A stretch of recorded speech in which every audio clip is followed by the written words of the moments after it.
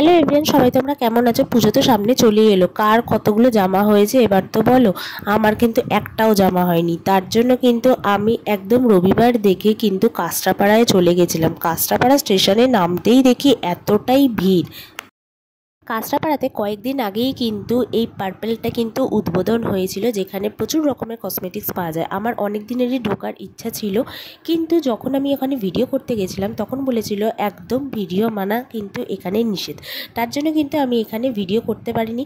তাই পার্পেল থেকে আমি কয়েকটা জিনিস নিয়ে পাশেই চলে গেছিলাম স্টাইল বাজারে। স্টাইল বাজারে ঢুকতে ঢুকতেই ঢাকের আওয়াজে যেন মনটা যেন মেতে উঠলো।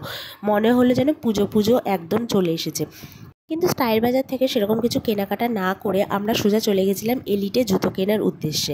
সেখান থেকে কিন্তু আমরা কিন্তু এই দুটো জুতো কিন্তু আমরা কিনে নিয়েছিলাম। তারপরে সেখান থেকে চলে গেছিলাম কিন্তু আমরা, যেটা কয়েক মাস আগে উদ্বোধন হয়েছিল। সেখানে একটু ঘুরে ফিরে যদি আমার সেরকম কিছু পছন্দ হয়নি, তারপরে সেখান থেকে কিন্তু আমরা চলে গেছিলাম একদম সোজা বাড়ির উদ্দেশ্যে। কারণ আজকে বহুত কেনাকাটা হয়ে গেছে। বাড়িতে ফিরে কিন্তু আমরা এই ব্লাড মুন কিন্তু অবজার্ভ করেছি। তোমরা কে কে করেছো অবশ্যই কিন্তু জানাবে।